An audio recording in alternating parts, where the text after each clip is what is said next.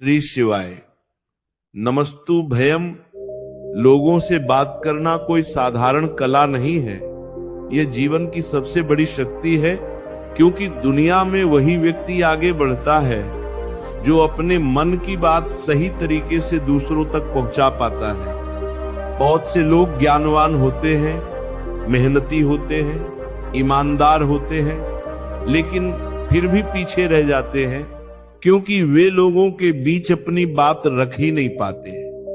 वहीं कुछ लोग सामान्य होते हुए भी सिर्फ अपने बोलने के ढंग, अपने व्यवहार और अपने संवाद की शैली से सबसे आगे निकल जाते हैं। इसलिए यदि जीवन में सच में सफल होना है तो लोगों से बात करना सीखना पड़ेगा, लोगों के बीच संवाद करना सीखना पड़ेगा और अपने पक्ष को शांत, स्पष्ट और प्रभावी ढंग से रखना सीखना पड़ेगा। जब भी आप किसी से बात करें, सबसे पहले यह समझना जरूरी है कि सामने वाला भी एक इंसान है, उसके भी अपने विचार हैं, अपनी भावनाएं हैं, अपना अहंकार है और अपनी सीमाएं हैं।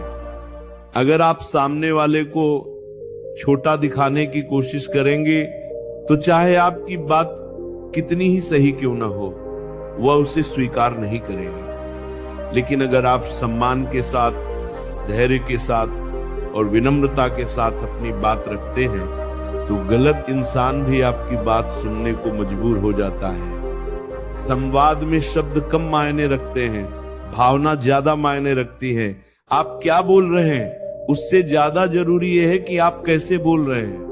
लोगों के बीच बात करते समय सबसे पहली कला है सुनना। जो व्यक्ति अच्छे से सुनना सीख जाता है वो आधा संवाद वही जीत लेता है। जब आप सामने वाले को ध्यान से सुनते हैं, उसकी बात बीच में नहीं काटते, उसकी आंखों में देखकर सुनते हैं, तो सामने वाला खुद बखुद आपसे जुड़ने लगता है। उसे लगता है कि कोई है जो उसे समझ रहा है, और जब कोई आपको समझने लगता है तब वो आपकी बात भी समझने के लिए तैयार हो जाता है। इसलिए याद रखिए, बोलने से पहले सुनना सीखिए। जब अपनी बात रखने की बारी आए तो जल्दबाजी मत कीजिए।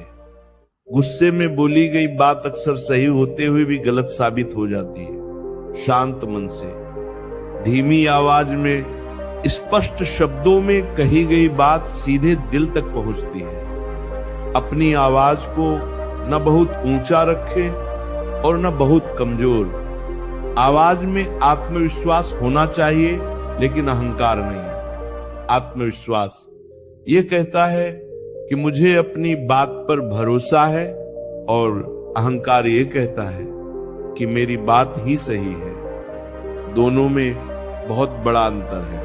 लोगों के बीच अपना पक्ष रखने का सबसे सही तरीका यह है कि आप तर्क के साथ बात करें, लेकिन भावनाओं को आहत किए बिना। हर इंसान चाहता है कि उसकी इज्जत बनी रहे। अगर आप किसी को नीचा दिखाकर अपनी बात मनवाना चाहेंगे तो वो बाहर से भले ही चुप हो जाए, लेकिन अंदर से वो आपका विरोधी बन जाएगा। लेकिन अगर आप ये कहें कि मैं आपकी बात समझ रहा हूं, लेकिन मेरा नजरिया थोड़ा अलग है, तो सामने वाला भी आपकी बात सुनने के लिए तैयार हो जाएगा। जो व्यक्ति हर समय बोलता रहता है वह प्रभावशाली नहीं होता। प्रभावशाली वो होता है जो सही समय पर सही शब्द बोलता है।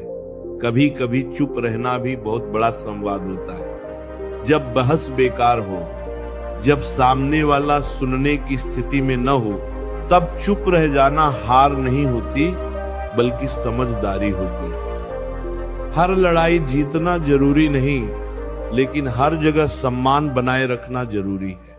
लोगों के बीच श्रेष्ठ बनने के लिए जरूरी नहीं कि आप हर विषय के जानकार हों, बल्कि जरूरी यह है कि आप सीखने के लिए खुले हों। जब आप ये स्वीकार कर लेते हैं कि मुझे सब कुछ नहीं आता, तभी लोग आपको पसंद करने लगते हैं। जो व्यक्ति हमेशा खुद को ही सही साबित करना चाहता है, लोग उससे दूरी बनाने लगते हैं।